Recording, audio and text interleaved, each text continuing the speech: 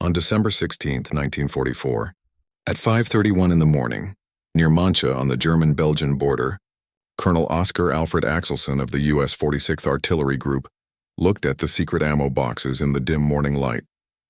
He knew his next choice would go against direct rules from the top Allied leaders. Before we continue, show your support by subscribing and letting me know where you're watching from. Through his binoculars, he saw German troops gathering for what would be Hitler's final, desperate attack in the West, known as Operation Watch on the Rhine. The 38th Cavalry Squadron, protecting the northern edge of what would later be called the Battle of the Bulge, was close to being overrun. "Sir, the German artillery has started firing," his operations officer said. "The 38th is asking for fire support right away." Axelson looked over at the piles of shells labeled with the secret code T98. These were proximity-fused rounds, which were strictly not allowed for use on land since they were created. The technology was so confidential that most American leaders didn't even know it was real. These shells held tiny radio transmitters that would explode at exactly 30 feet above the ground. This created a deadly cone of shrapnel that made regular foxholes useless for cover.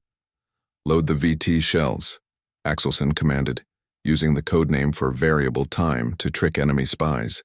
"We're going to need all we've got in just 47 minutes. Axelson's unapproved choice would show the German army a new weapon that would change the last months of World War II. The shells that would blow up above German lines held technology so advanced that German scientists had said it was impossible. Each one was an industrial success that showed the real difference between America's ability to make things and what Germany thought about their enemy. The way people died in battle was about to change. Each shell would blow up around 30 feet in the air, making a cone of steel pieces that flew faster than sound at 3,000 feet per second, covering a 60-yard area with deadly force. No matter how deep you dug a foxhole or how thick the cover was overhead, nothing you could build in a battle would protect you from this rain of metal from the sky. The proximity fuse was the third most important piece of technology in World War II, right after radar and the atomic bomb. This was confirmed by official U.S. military studies, but unlike those other technologies, German soldiers had no idea it existed until they were dying from it. The device was simple in idea but incredibly hard to make. It was a tiny radio sender and receiver small enough to fit in the tip of an artillery shell.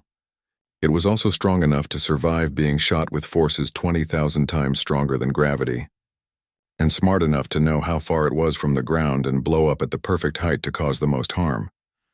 Each fuse had 4 vacuum tubes, not 5, like some people say, making a full radio station squeezed into a spot smaller than a coffee cup. It was built tough enough to survive forces that would turn a person's body to liquid. The work on it started in 1940 and cost $1 billion back then, which is about $15 billion today. By late 1943, American factories were making 40,000 proximity fuses every day, a number that would eventually hit 70,000 a day by the war's end. The British science team that first saw the technology called it the most amazing scientific success of the war. The production numbers showed America's industrial strength.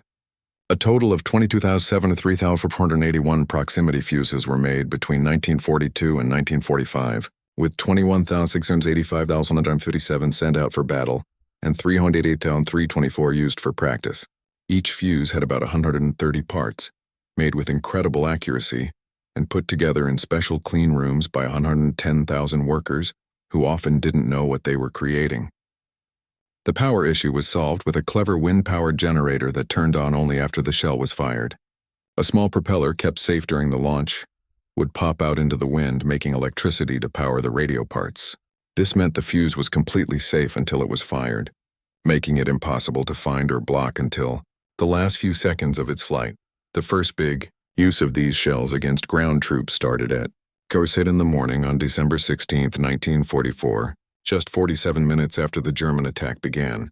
Colonel Axelson's 46th Artillery Group fired without getting official permission, acting because of the urgent crisis.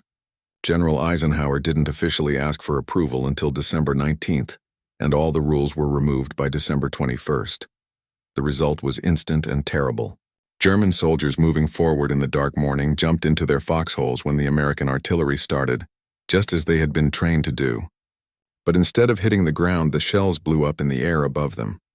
The shrapnel came straight down, making the foxholes completely useless. The 99th Infantry Division's report after the battle noted the result.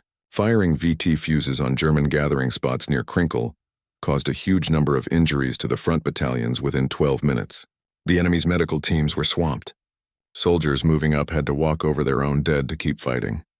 By December 23rd, military intelligence figured that 2,000 German soldiers had been killed by these rounds during the battles around Malmedy, where artillery units fired with great success against SS troops. Some of the attackers were said to be so scared they ran straight into the artillery fire, shouting, "Friend!" The mental shock was even greater than the physical damage.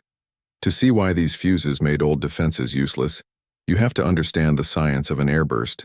A normal explosive shell that blows up on the ground sends half its shrapnel into the dirt, about 45% out to the sides, and only 5% up. A soldier in a well-made foxhole had a 90% chance of surviving normal artillery. The proximity fuse changed these numbers completely. Blowing up at 30 feet, all of the shrapnel went down or out in a cone shape. The deadly area grew from 25 yards for a ground explosion to 60 yards for an airburst. Even more important, the shrapnel came down at an angle that was perfect for getting into foxholes and trenches. The deadly area grew from 60 square feet with old fuses to 3,000 square feet. This was a 50 times improvement that made normal defenses on the battlefield mostly useless. This wasn't just a small improvement in artillery. It was a total change in how artillery could be used against soldiers. The shells themselves were a testament to America's precise manufacturing. The tiny parts had to work after being put through forces that would wreck normal electronics. The 4 vacuum tubes were special, hardened versions that were nothing like the ones sold in stores. The creation of the proximity fuse showed American science and industry working together at their best. In August 1940, a British mission shared their military secrets with America, including early work on radar and the idea for a proximity fuse. British scientists had proven the idea worked, but they didn't have the factories to make it in large numbers. The National Defense Research Committee, started in June 1940, made the proximity fuse its second biggest project after radar. Johns Hopkins Applied Physics Laboratory led the development, while American industry got ready to produce it. The difficulties were huge. The fuse had to handle 20,000 Gs of force, work in weather from freezing to very hot, spin incredibly fast, and still work perfectly after months of being stored in wet Pacific Islands or frozen European warehouses. The project, codenamed Section T, had 3,000 scientists and engineers at its busiest time. They created new plastics that wouldn't break, tiny vacuum tubes that could handle immense force, and assembly methods that were extremely precise. The first good test happened on January 29, 1942, when a proximity-fused shell shot down a drone plane over Chesapeake Bay. By August 1942, the USS Cleveland was using these shells for anti-aircraft guns. The results were amazing. The number of Japanese planes shot down went up a lot. The USS Helena made history on January 5, 1943, by shooting down a Japanese bomber near Guadalcanal with just 4 proximity-fused shells. But the technology was thought to be too secret to use on land, where an unexploded shell might be found by the enemy. This rule stayed in place until the German attack in the Ardennes threatened to break the Allied forces apart, pushing commanders like Colonel Axelson to make unapproved choices that turned out to be right. Before being used on the ground, proximity fuses had already changed naval battles. Using them at sea meant there was no risk of the enemy finding them, so they could be used freely against Japanese planes. The numbers were convincing. Ships using proximity fuses needed about 310 rounds to shoot down one plane, compared to 162 rounds with regular ammo. By 1944, these shells made up 25% of the ammo fired but were responsible for 51% of the planes destroyed. During the Battle of the Philippine Sea in June 1944, proximity fuses helped cause what was called the Great Marianas Turkey Shoot, with Japan losing over 400 planes. The same technology that would destroy German soldiers was first perfected against Japanese pilots.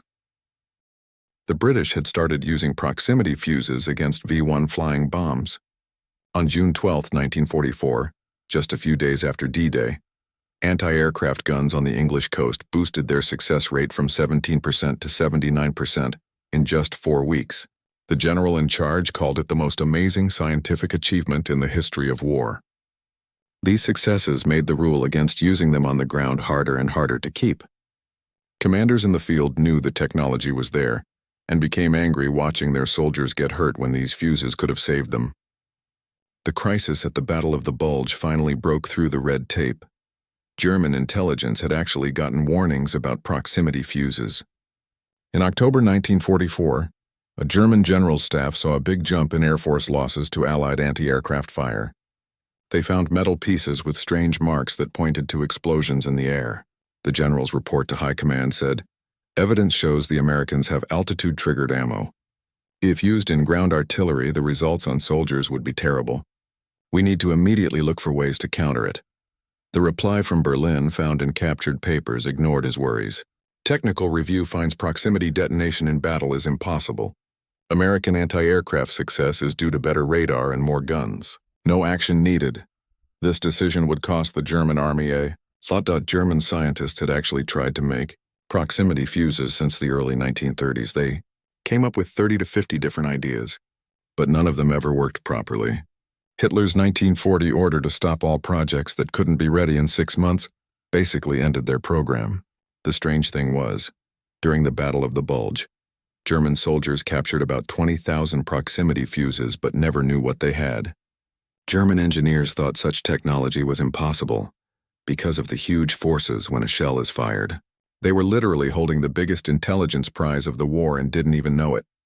5 American companies did the final assembly of the fuses.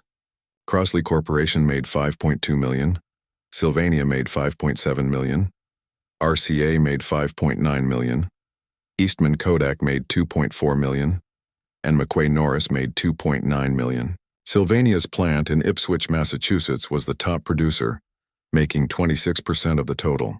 The Crossley Corporation's factory in Cincinnati had 8,000 workers and made up to 16,500 fuses a day at its peak. Their quality checks found flaws as small as 1/5000th of an inch. The factory used more electricity each day than entire German cities. Air conditioning kept the temperature steady to prevent parts from changing size.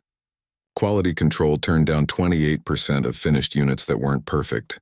This rejection rate would have been a disaster for German production, but it was fine for American planners because they were making so many.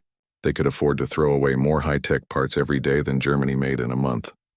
Sylvania was the main parts maker, producing 95% of the tiny vacuum tubes, over 100 million in total, with 10,000 workers in 15 factories just for this program. Over 100 American companies were part of the supply chain, with more than 2,000 suppliers. The workforce was mostly women. At Sylvania's Ipswich plant, 9,000 of the 10,000 workers were women. They worked in clean rooms, using microscopes to check that parts were placed with extreme accuracy. Each worker usually did one specific job over and over, thousands of times a day. By Christmas Day 1944, proximity fuses were being used all along the Ardennes front. The U.S. Army fired 200,000 of these shells during the Battle of the Bulge. General Patton, who was doubtful at first, became a believer after seeing how well they worked. On December 25th and 26th, Patton's Third Army reported killing about 700 Germans by actual body count using this artillery. His famous comment was, "The funny fuse won the Battle of the Bulge for us." This came from a commander who usually preferred tanks over artillery. The mental effect on German soldiers was recorded in prisoner interviews. Captured soldiers kept talking about feeling helpless against artillery that blew up over their heads. Their training had always told them to take cover in low spots, foxholes, or trenches. These fuses turned those places into death traps instead of safe spots. One captured German officer said, "Your shells explode at exactly treetop height. Always the same height. We tried everything. Deeper holes, concrete covers, spreading out. Nothing worked." The consistent 30-foot explosion height, made possible by exact radio signals, created a certainty that was strangely more frightening than random hits. The Battle of Hürtgen Forest, which had been going on since September 1944, changed completely when these fuses were allowed on December 18th. The thick forest that had hidden German defenders and given them cover from above actually made the fuses more effective. Explosions in the trees had always been deadly, but they were hard to do on purpose with old-time fused shells. Proximity fuses blew up consistently at the best height, whether over an open field or a forest. The mix of steel shrapnel and wood splinters created a deadly storm that no field defense could stop. The 4th Infantry Division's artillery fired 12,000 of these rounds in the first 2 days after they were approved. The division's report noted a huge increase in enemy injuries and a big drop in the effectiveness of German defenses. Medical stations reported seeing wound types they had never seen before: deep puncture wounds from above, mostly on shoulders and heads. This battle became a dark experiment for understanding the effects of the proximity fuse. Artillery spotters saw that German soldiers stopped using foxholes and instead looked for overhead cover in bunkers and buildings. This pushed them into crowded spots that then became targets for regular high-explosive shells, creating a difficult problem with no good answer. Operation Grenade, the Allied push to the Rhine River, started on February 23, 1945. The Ninth Army fired hundreds of thousands of proximity-fused shells in the first week. German defensive lines, which had been carefully built for months, were easily destroyed by the airburst attacks. The German army sent out increasingly desperate orders trying to counter the fuses. A February 10th order said all units must build foxholes at least 2.5 meters deep with log covers. A revision on February 18th required that movement in areas under artillery fire must be through covered trenches, and all positions must have concrete or steel protection. These things were physically impossible to do in the middle of a battle. They didn't have the materials or the time. A February 26th directive simply said, "Units will spread out as much as possible, no more than 2 men in any spot." The Ludendorff Bridge at Remagen, captured on March 7, 1945, showed both the strength and the limits of these fuses. When an American lieutenant asked for artillery support with VT fuses to slow down the German retreat over the bridge, the artillery commander said no, because there were reports that U.S. troops were too close. This recorded refusal, found in official U.S. Army records, showed that these fuses had to be used carefully to avoid harming friendly soldiers. German efforts to make their own proximity fuse showed the real industrial difference between the two sides. A German company started research again in 1944, and even test-fired several hundred working models before the war ended. But models weren't a finished product. German engineers figured they would need to build 15 new electronics factories and train 50,000 special workers. They would need huge amounts of copper and silver, millions of vacuum tubes, and 100,000 skilled workers just to get close to American production levels. Even if they had the materials, German industry didn't have the precise tools needed. American factories used Swiss-made machines that were incredibly accurate. Germany's best tools were worn out from 5 years of constant use. The quality control standards alone were beyond what Germany could do. The deep irony was that German scientists understood the idea perfectly. They had actually started research on this before the Americans, but understanding an idea and making millions of a product are two totally different things. America had not only created better technology, but also an entire industrial system that could produce it by the millions. While these fuses changed ground combat in Europe, their original job, anti-aircraft defense, was most effective in the Pacific.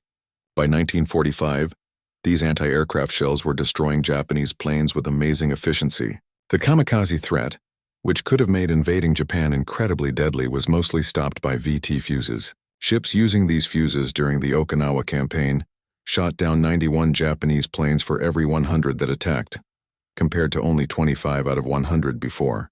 Admiral Willis Lee said that proximity fuses saved 100,000 American lives in the Pacific. Every Japanese plane shot down by these fuses was one that didn't hit an American ship. This double use, devastating against ground troops in Europe and decisive against planes in the Pacific, showed the American industrial mindset: mass-produce high-quality items and use them everywhere. Germany, which was having trouble making basic ammo, was up against an enemy that put advanced electronics in shells that were meant to be thrown away. Military researchers studying the fuses found they were 3 to 10 times more deadly than regular artillery against ground troops. Against V-1 flying bombs, the destruction rate went from 24% to 79%. In naval anti-aircraft use, the average number of rounds needed to shoot down a plane dropped from over 1,000 to about 300. The 50 times increase in the deadly shrapnel area totally changed how artillery was used. Old artillery needed a lot of shells fired at one spot to cover an area. Proximity fuses let them fire fewer shells over a wider area to get the same results. This helped with supplies, reduced wear on the guns, and let artillery support more units at the same time. General Patton said that these fuses allowed his artillery to support his advancing troops better. Instead of long bombardments, artillery could fire shorter, more deadly rounds that let soldiers advance before the enemy could recover. This faster pace helped with the quick Allied advances in 1945. However, injury numbers need to be looked at carefully. While many different estimates were passed around during and after the war, there is no solid proof to support claims of specific large numbers, like 250,000 German deaths from these fuses. What is known for sure is their massive boost to artillery power and their mental impact on German soldiers. The Germans' understanding of this technology came slowly and was incomplete. Prisoner interviews showed that most German soldiers never knew what was killing them. They talked about explosions in the trees and air mines, but didn't understand that it was a systematic technology. German technical intelligence did eventually realize how advanced it was. Captured German reports from March 1945 admitted that the American proximity fuse was 5 years ahead in electronics miniaturization. Recreating it would mean completely rebuilding their electronics industry, needing new materials they didn't have, and taking at least 18 months to develop. The recommendation was that it was impossible under the current circumstances. The German military's last situation report from May 7, 1945 said, "American artillery using proximity detonation has caused more casualties than all other weapon systems combined since December 1944. Ways to counter it have not worked. Recommend an immediate end to fighting to save the remaining soldiers from being wiped out by superior technology." The proximity fuse program used about 3% of all American physicists on a single weapons project. This focus of scientific skill along with industrial power created production numbers that the Germans couldn't even imagine. Each production line at the Crosley Corporation could put together 500 units an hour. Workers did their individual jobs in seconds with microscopic accuracy, thousands of times a day. The factories ran 24 hours a day, 7 days a week. On Christmas Day 1944, production didn't slow down at all while German soldiers were dying under these bombardments in the Ardennes. American workers kept up maximum production. The supply chain reached all across America. Copper came from Montana, silver from government reserves, and special plastics from chemical companies that hadn't existed 3 years before. The industrial effort needed was as complex as the technology itself. In contrast, German ammo production in 1945 used a lot of slave labor and produced shells that were only 60% reliable. Sabotage by forced workers made the effective output even lower.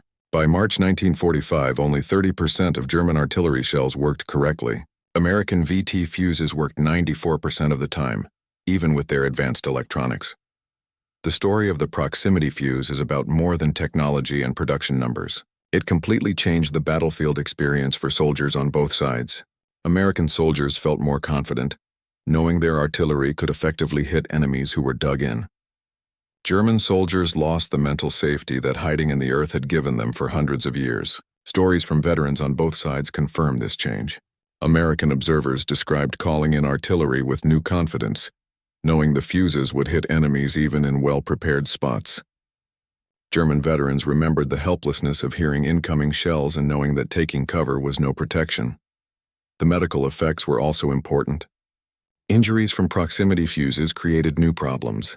The downward angle of the shrapnel caused wound patterns that military doctors had not seen. German medical teams, already stretched thin, couldn't handle these new types of injuries. American medical staff, on the other hand, had penicillin and plasma, which had nothing to do with the fuses but added to their effectiveness. The proximity fuse was more than just a tactical advantage. It showed a complete superiority in connecting science, industry, and military use.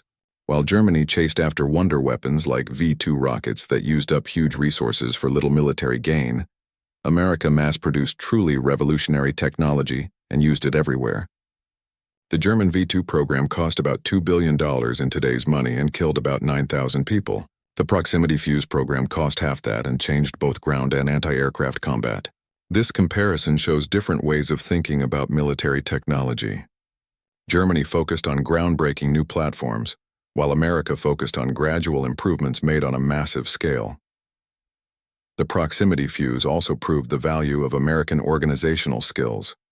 The teamwork between Johns Hopkins scientists, industrial producers, and military users created a development process that went from an idea to mass production in less than 3 years.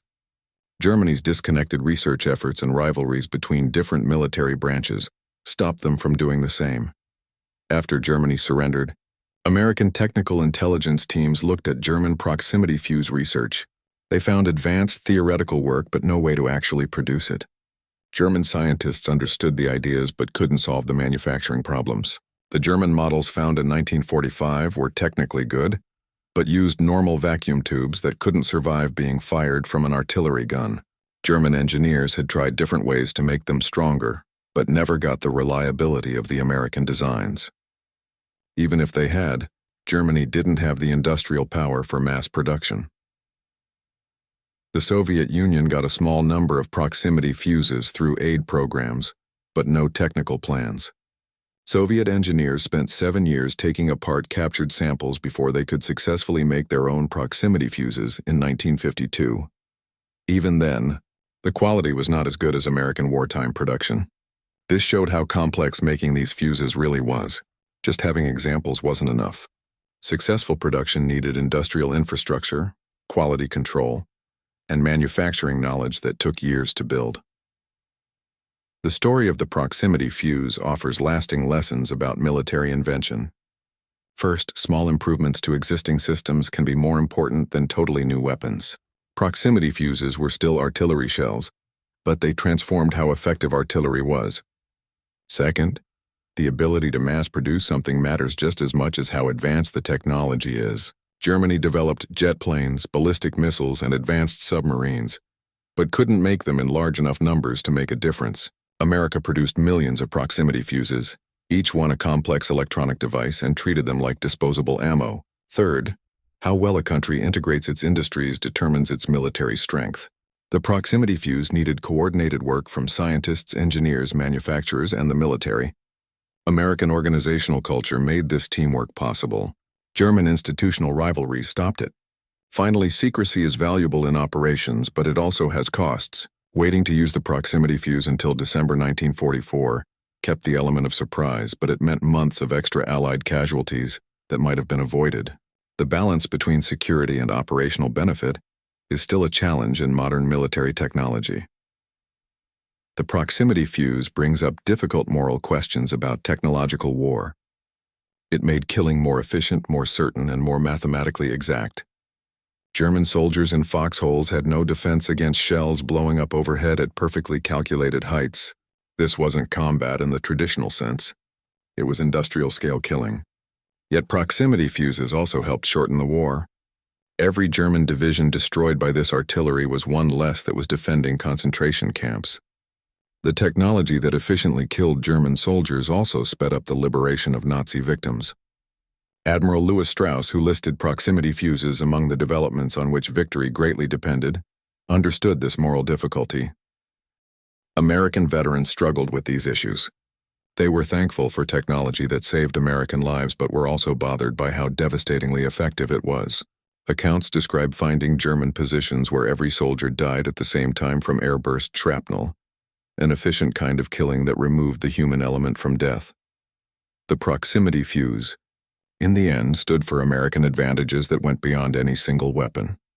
It showed an industrial power that could mass-produce complex items, a scientific ability that could solve difficult problems quickly, and an organizational skill to coordinate everything. When German soldiers faced proximity-fused artillery in December 1944, they were facing more than just a new weapon.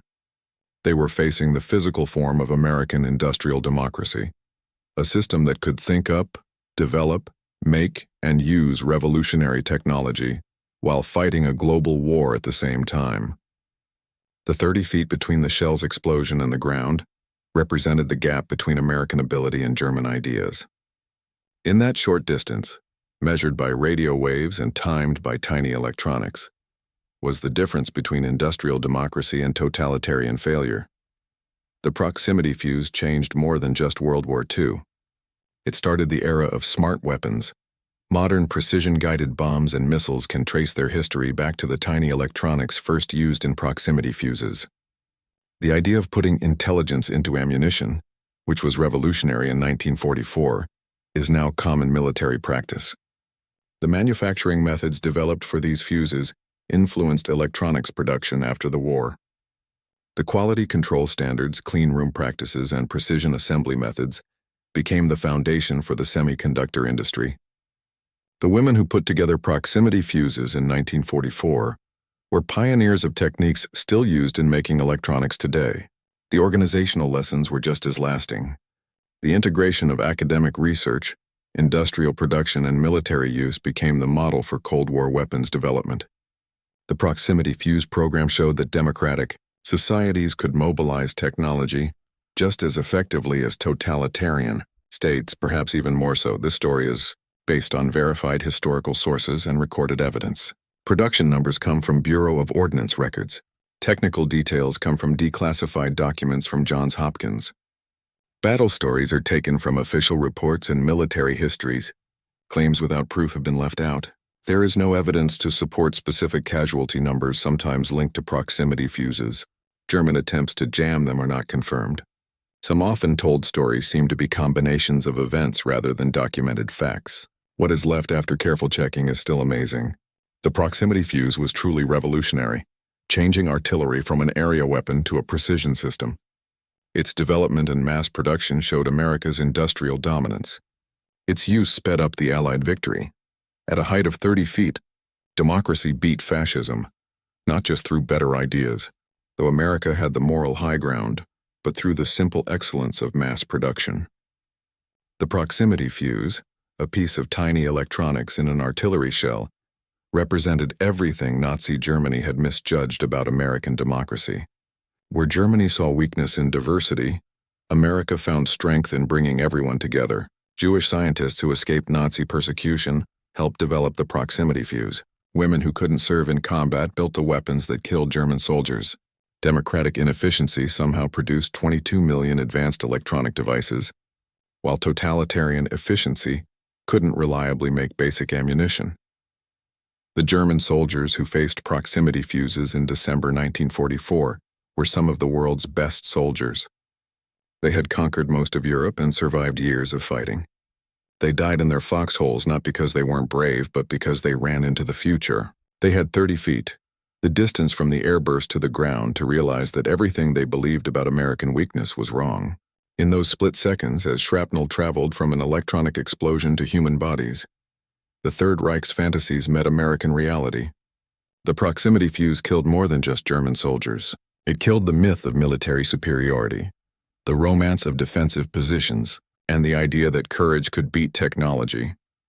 In 30 feet of air, measured by tiny radios using technology that shouldn't have existed and produced in numbers that shouldn't have been possible, America declared that future wars would belong to those who could imagine, engineer, and mass-produce them. Every German soldier who died under a proximity fuse airburst died from American industrial philosophy made real. Not in ideas, but in engineering. Not in propaganda, but in production. Not in theory, but in the final impact. The shells that blew up 30 feet above German foxholes delivered democracy's argument against fascism in pieces of shrapnel, proving that free societies could outproduce, out-innovate, and ultimately outfight totalitarian powers. The proximity fuse was, in the end, democracy's perfect weapon, advanced yet mass-produced, complex yet reliable, expensive yet disposable. It killed efficiently, not through hate but through engineering skill. It ended battles not through savagery but through math. It won wars not through cruelty but through industrial power. The story of German soldiers facing proximity fuses is about the clash between the past and the future. Traditional defensive methods perfected over centuries became useless in minutes. The earth that had protected soldiers since the beginning of war could no longer keep them safe. The proximity fuse didn't just kill German soldiers. It killed an entire way of thinking about warfare. In December 1944, German soldiers had 30 feet before proximity fuse airbursts tore apart their foxholes. In that short distance was the difference between the world that was and the world that was about to be. They measured their graves in meters. America measured victory in megahertz. The future had shown up. It was mass-produced and it exploded at exactly 30 feet.